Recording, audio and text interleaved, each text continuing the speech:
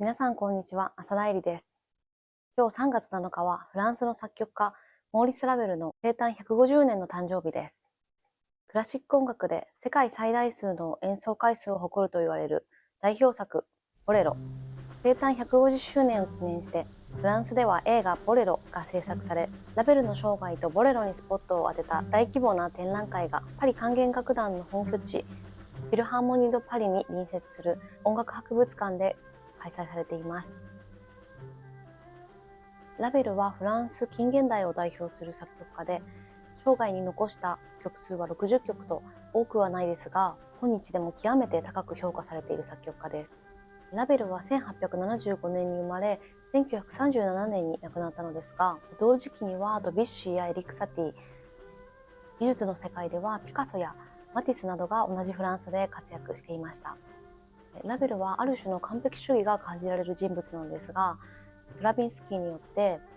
スイス最高峰の時計職人と称えられました。スイスは時計の技術が高いことで有名ですが、そんなスイス最高峰の時計と比べることのできるような繊細で精密な曲作りをしていると言われたわけです。そして職人という言葉もラベルの本質をついている言葉だと思います。ラベルが46歳から1937年の62歳で亡くなるまでの16年間住んでいた家について少し触れてみたいと思います。その家はパリから45キロ離れたモンフォール・ラモリという田舎町に、森の中と言えるくらい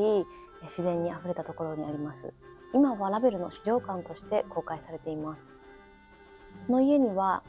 ラベルの作品同様にラベルの完璧主義が発揮されています。家全体がまるでミニチュアのような不思議な空間でした。購入してから7年間かけて改築や増築を繰り返し、壁紙や床のデザインに至るまであらゆる点で自分の理想通りの家に作り上げていったのです。さらに当時としてはとても珍しかった電話線を引き、セントラルヒーティングも完備し、冷蔵庫やラジオ受信機などもアメリカからわざわざ輸入したのでした。そしてラベルが生きていた時代のフランスでは、19世紀後半以来、ジャポニスムといって日本趣味が流行していました。ラベルはその影響を大いに受け、家の壁には日本の浮世絵などがかけられており、日本の版画などのコレクションを集めた小さな部屋もありました。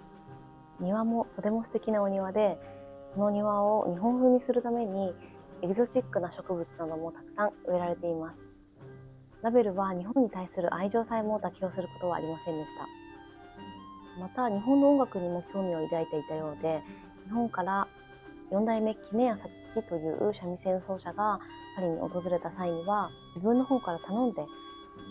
東八景という長唄と蝶という三味線の独奏を聴いたそうです。その時ラベルはその日本の音楽を聴かせてくれたお礼に、ラベル自身の鏡という作品の2番の悲しい鳥たちという曲をピアノで演奏したそうです。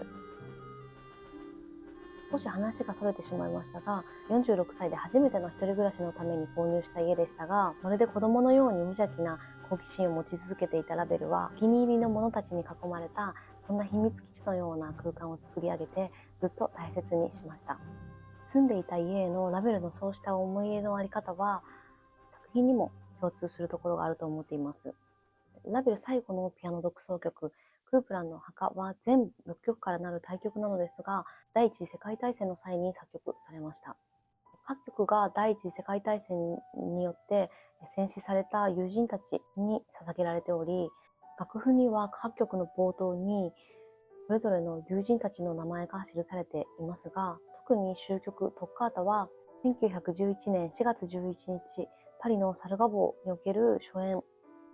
を行ったマルグリット・ローンというピアニストの夫のためのものでした。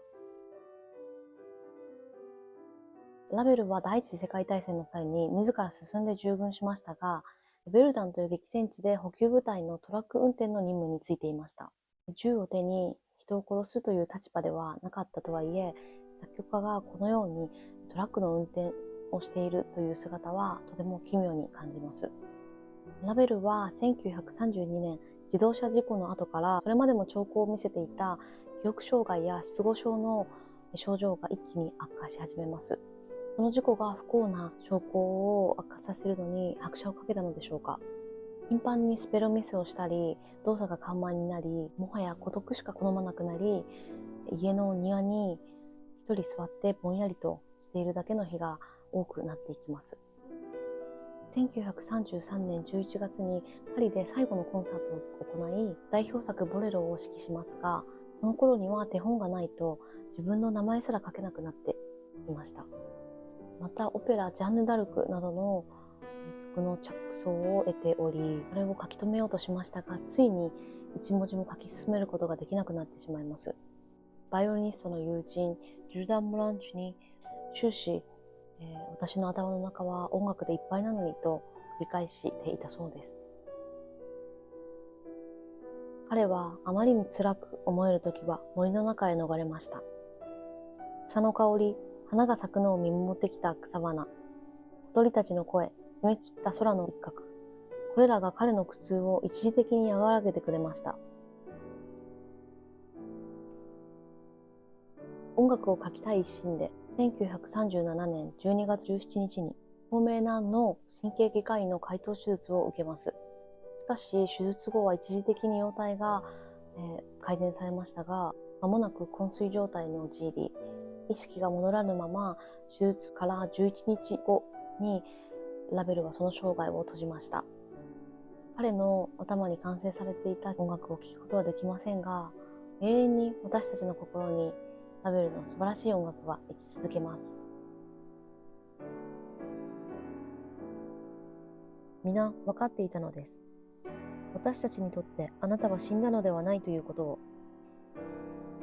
和音とハーモニーの彼方であなたにまた会えるのだということを。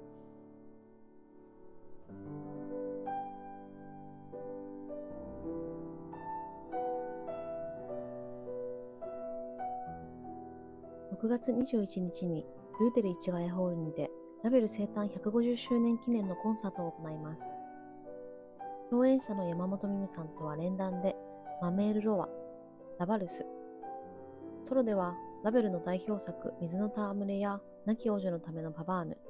そして鏡の中からヤガ、悲しい鳥たち、道化師の朝の歌を演奏予定です。ぜひお越しいただけましたら嬉しいです。